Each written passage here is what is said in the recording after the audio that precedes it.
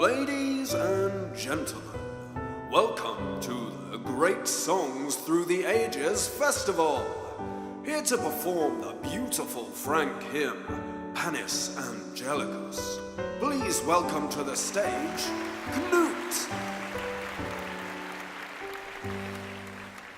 Panis Angelicus, fit panis hominum, dat panis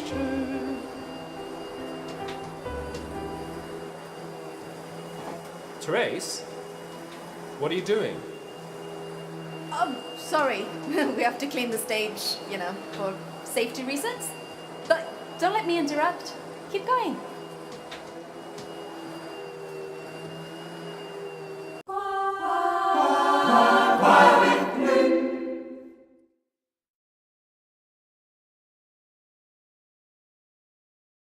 One of the most frustrating situations to be in when singing in a group is to be performing a great arrangement but not being heard by the audience because there are loud or otherwise distracting elements around. This can, for example, happen when performing outside or in a room where there are other things going on at the same time. The obvious solution to this problem would be to set up a public address or PA system and give your singers microphones so they'll be amplified. However, this isn't always possible, either because one isn't available or because using one would require a license. So what are you supposed to do if this is the case and you suspect that your singers may not be heard very well? Singers struggling with not being heard is a problem as old as singing in itself, and many solutions to this problem have been used throughout history. In ancient Greece, theatres were built with acoustics in mind. That is, designed in such a way that the singers' voices would be heard throughout the whole building. Modern concert spaces are built using very similar principles to those used in ancient Greece. And in a good concert hall, you should be able to hear the music just as well when seated in the back as in the front. Singing technique has also developed over time to maximize the potential sound that a singer can create. As orchestras started getting larger and larger in the 18th century onwards, singers had to contend with singing over denser and denser instrumentation, and so a strong singing technique was of the utmost importance. This is why professional classical singers, who still often perform without any artificial amplification, will develop a particular kind of voice that is aimed at being heard without using a microphone. There's a real discussion to be had when it comes to the health effects of forcing singers to sing louder and louder, and it has certainly caused great problems for professional singers over the years. It's important to remember that the human voice isn't really designed for singing. This is more of a byproduct of our ability to create and control voiced sounds, and also our wishes to use our bodies in artistic ways. So there are certain natural limitations to what our voices are able to do, and we need to respect these, particularly when it comes to singers who aren't trained to sing extremely loudly for hours on end.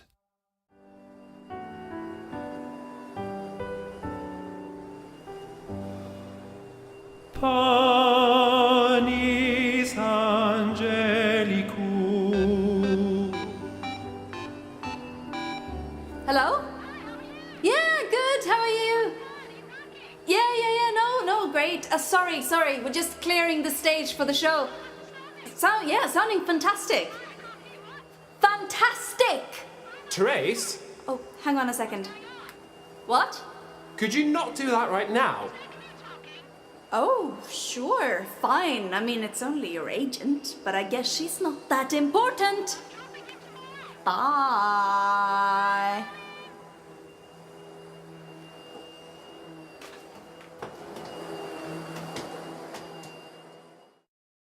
But let's get back to the main topic of this video. What can you do if you've got a performance and you suspect that your singers may not be heard very well? Well, it's important that you choose arrangements that will enable your singers to naturally achieve a louder overall sound without forcing them to sing louder using arrangements that don't really support this.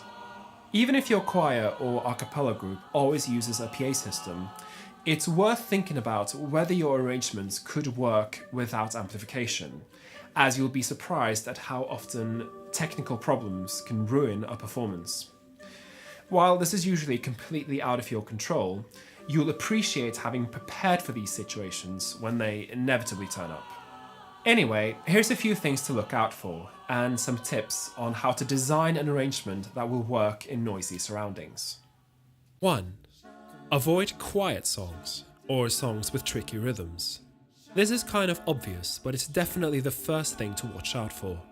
Quiet songs sound fantastic in a concert hall, where the audience can hear all the details. But if there are potential distracting elements around, the details will get drowned out quickly. Also, there's a chance that the singers will have a harder time hearing each other, and so it's better to avoid songs with tricky timing and rather pick ones with more straightforward rhythms. This should make it possible for the singers to lock in with each other even if they can't hear each other very well. On the topic of loudness, check to see where in the singer's ranges the bulk of their notes lie. They'll naturally sing louder if they're singing in a higher part of their range, so definitely make sure that the most important parts, like the melody, lie in a high part of their range. A group of singers belting out their notes will be easily heard, whereas trying to force out some loudness in the lowest parts of the range will most likely just lead to straining and the tuning going in all sorts of directions. 2. Favour arrangements with block harmonies, or chorale-style harmonies, over ones with intricate parts. The more singers you have performing the same words in the same rhythm, the easier it'll be for them to be heard. There's a reason why the chorale style of arranging is still very commonly used. It's an extremely versatile arranging style that allows the words of the song to be clearly heard throughout, since there won't be any other parts that can draw the attention away. Try to get a few arrangements done in a chorale style for your group, as you can break these out in most situations and they should always work. Even if the whole song isn't done in this way, the chorus is usually a good place to use chorale style harmonization, as the chorus is usually the most important part of the song and so needs to be heard clearly regardless of the circumstances. 3. Avoid arrangements that use a soloist. Again, a soloist can easily get drowned out, both by the other singers and the surroundings, if not amplified. Instead, pick songs that use whole sections for the melody, so that it doesn't disappear in the texture. Your knowledge of your singers will come in handy as well, as maybe you do have some singers who can knock out a strong sound even when not amplified, and could do a solo without a microphone. General guidelines will only get you so far. Intimate knowledge of your group always comes first. But consider whether having a strongly voiced singer doing a solo is better than having them strengthen the overall sound of a section before you decide on using an arrangement with a soloist for an unamplified situation.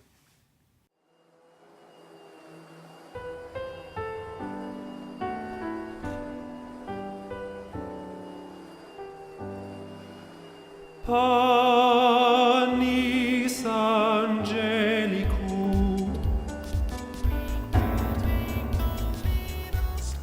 Therese! Kan du sluta för fan? Knut, this is a music festival for families. There was always going to be background noise.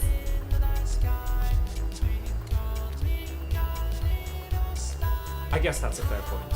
Oh, I also just have to remind you that unfortunately we don't have any budget to pay you, but it's great exposure, and in some cases we're actually asking the artists to pay us. So you're getting a great deal, really. I wish I were making this up.